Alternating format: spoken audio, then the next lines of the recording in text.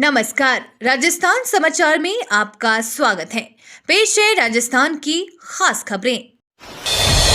4 फरवरी को BJP core group की बैठक, बीजेपी के वरिष्ठ नेता होंगे शामिल। बीजेपी कोर ग्रुप की बैठक 4 फरवरी को होगी। बीजेपी प्रदेश अध्यक्ष सीपी जोशी, प्रदेश प्रभारी अरुण सिंह, कोर ग्रुप के अन्य वरिष्ठ नेता बैठक में शामिल होंगे। राज्यसभा और लोकसभा चुनाव को लेकर चर्चा होगी। बीजेपी ने शुरू की लोकसभा चुनाव मिशन 400 के लक्ष्य को लेकर कार्यकर्ताओं को सौंपी जिम्मेदारी। भारतीय जनता पार्टी की ओर से लोकसभा चुनाव की तैयारी को तेज कर दिया गया है। अब की बार 400 पार का लक्ष्य रखते हुए पार्टी ने अलग अलग क्लस्टर बनाकर जिम्मेदारी भी सौंपी गई है। अजमेर क्लस्टर प्रभारी प्रसन्न चंद मेहता कल अजमेर बीजेपी कार्यालय पहुंचे, जहां उन्होंने लोकसभा चुनाव के लिए कार्यालय का उद्घाटन करते हुए सभी कार्यकर्ताओं को दिशा निर्देश भी दिए हैं। वैलेंटाइन डे को लेकर शिक्षा मंत्री मदन दिलावर का बड़ा बयान। राजस्थान के शिक्षा मंत्री मदन दिलावर ने वैलेंटाइन डे को लेकर बड़ा बयान दिया है। बताया जा रहा है कि शिक्षा मंत्री ने कहा है कि वैलेंटाइन डे को अब मातृ पितृ दिवस के तौर पर मनाया जाएगा। जानकारी के अनुसार दिलावर ने कहा कि अगली बार से मातृ पितृ दिवस प्रॉपर तरीके से मनाया जाएगा। इस बार समय बहुत कम है। उन्होंने कहा कि वैलेंटाइन डे पर सिर्फ फुहूर्ता फैलाई जाती है, इसे मनाने का कोई औचित्य नहीं है। एआरसीपी राष्ट्रीय परियोजना घोषित।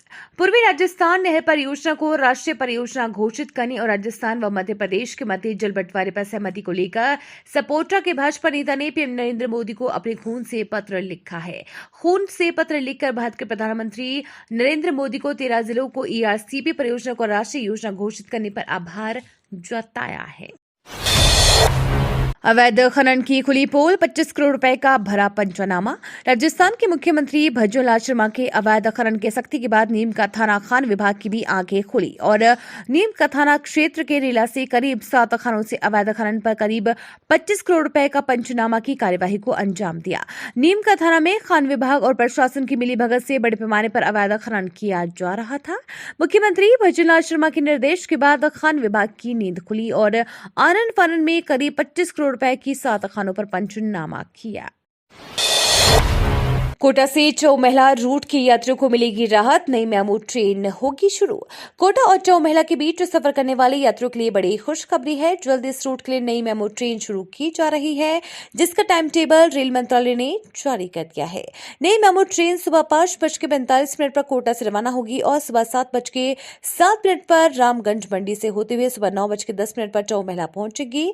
वहीं ये ट्रेन सुबह 9:20 पर चौमहला से रवाना होगी और सुबह 10:43 पर रामगंज मंडी से होते हुए दोपहर 12:45 पर कोटा पहुंचेंगी। राजस्थान में 15 फरवरी को भी सभी स्कूलों में बच्चे करेंगे सूर्य नमस्कार। राजस्थान के सभी सरकारी एवं निजी स्कूलों में 15 फरवरी को सूर्य नमस्कार का अभ्यास किया जाएगा, जिसकी तैयारी इसी सप्ताह शुरू हो जाएगी। आधिकारिक बयान के अनुसार सूर्य सप्तमी पर विद्यार्थियों द्वारा एक ही समय अवधि में सामूहिक रूप से सूर्य नमस्कार का अभ्यास किया जाएगा। ये गतिविधि 15 फरवरी को सभी स्कूलों में प्रार्थना सभा के बाद पूर्वाह 10:30 बजे से 10:45 बजे की अवधि में एक साथ की जाएगी। राजस्थान में बढ़ेगी ठंड, इतने दिन बाद इन 9 जिलों में बारिश ओलावृष्टि की संभावना। राजस्थान में आज से एक नया सिस्टम सक्रिय होने वाला है, जिसके प्रभाव से कई इलाकों के मौसम में बदलाव होने के साथ ही बारिश और ओलावृष्टि की संभावना है। मौसम विभाग के मुताबिक जोधपुर, बीकानेर संभाग में बारिश की संभावना और जयपुर, अजमेर संभाग में भी मेघ गर्जन के आसार हैं। कुछ इलाकों में ओलावृष्टि हो सकती है। मौसम विभाग के अनुसार बीकानेर, जोधपुर, अजमेर, जयपुर और भरतपुर संभाग के कुछ भागों में मेघ गर्जन के साथ हल्के से मध्यम दर्जे की बारिश की संभावना है। जोधपुर से उदयपुर का सफर अब ट्रेन से भी कर सकेंगे। राजस्थान के जोधपुर से उदयपुर का सफर अब ट्रेन से भी कर सकेंगे। बहुत जल्द जोधपुर से उदयपुर की सीधी कनेक्टिविटी होगी। इसके लिए 75 करोड़ रुपए केंद्र सरकार ने सैंक्शन कर दिए हैं। साथ ही लंबे समय से मेड़ता पुष्कर के लिए नई लाइन का इंतजार था, अब वो भी खत्म होने वाला है। मेड़ता पुष्कर नई रेलवे लाइन के लिए 50 करोड़ रुपए की मंजूरी मिल गई है। दरअसल केंद्र सरकार के बजट में जोधपुर रेलवे मंडल को 770 करोड़ की सौगात मिली है। हालांकि कुछ कार्य अम्ब्रेला प्रोजेक्ट में भी होंगे, ऐसे में कुछ पैसा इस मद से भी जोधपुर मंडल को मिलेगा। संदेह के घेरे में अशोक गहलोत के 6 महीने के फैसले। राजस्थान में गहलोत सरकार के अंतिम 6 महीने में लिए गए निर्णयों की समीक्षा के लिए कमेटी का गठन किया गया है। मंत्रिमंडल सचिवालय की ओर से जारी आदेश के अनुसार पूर्ववर्ती सरकार के कामकाज की समीक्षा के लिए मंत्रिमंडल के लिए बनाई गई समिति है। इस समिति के संयोजक चिकित्सा स्वास्थ्य मंत्री गजेंद्र सिंह होंगे। इसके साथ संसदीय कार्य विभाग के मंत्री जोगाराम पटेल, खाद्य नागरिक आपूर्ति विभाग के मंत्री सुमित गोदारा, सार्वजनिक निर्माण विभाग के राज्य मंत्री मंजू बागमार इस कमेटी के सदस्य होंगे। राजस्थान में नई आबकारी नीति जारी। राजस्थान में विजिलेंस सरकार ने वित्त वर्ष 2024-25 के लिए नई आबकारी नीति जारी की है। इसके तहत मदिरा दुकानों का फिर से नवीनीकरण किया जाएगा। वित्त विभाग ने नई आबकारी नीति को जारी किया है। नई आबकारी नीति के तहत मौजूदा ऑनलाइन नीलामी प्रक्रिया को जारी रखा जाएगा। मौजूदा संचालित दुकानों की लोकेशन स्वीकृति स्वतः हो सकेगी। जो दुकानें अभी चल रही है नई भी उसमें खुल सकेंगी। वहीं समय पर दुकानों का बंदोबस्त होने से राजस्व बढ़ने का हवाला दिया गया। नीति में राजस्व बढ़ाने का हवाला दिया गया है, जिसका सीधा फायदा आबकारी विभाग को पहुंचने वाला है। सोनिया गांधी नहीं चाहती थी कि मैं राजनीति में रहूं। कांग्रेस के वरिष्ठ नेता मणिशंकर अय्यर ने कहा कि जयपुर लिटरेचर फेस्टिवल में कहा सोनिया गांधी नहीं चाहती थी कि मैं राजनीति में रहूं। अय्यर ने यह भी कहा कि पाकिस्तान को लेकर भारत की मौजूदा नीति उनके समझ से परे है। बाद में सर्जिकल स्ट्राइक करने का तो साहस है, लेकिन टेबल पर बैठकर बात करने का गट्स नहीं है। राजनयिक से कांग्रेस नेता बने मणिशंकर अय्यर शुक्रवार को जयपुर लिटरेचर फेस्टिवल में शामिल हुए थे। राजस्थान कांग्रेस प्रभारी सुखजिंदर सिंह रंधावा ने चुनाव में हार की वजह बताई।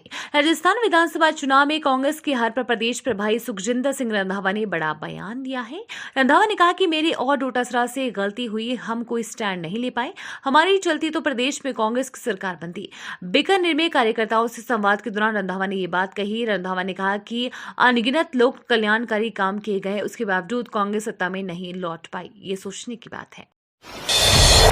देश विकसित भारत बनाने के लिए आगे बढ़ रहा। भारत मोबिलिटी ग्लोबल एक्सपो 2024 में बोले पीएम मोदी।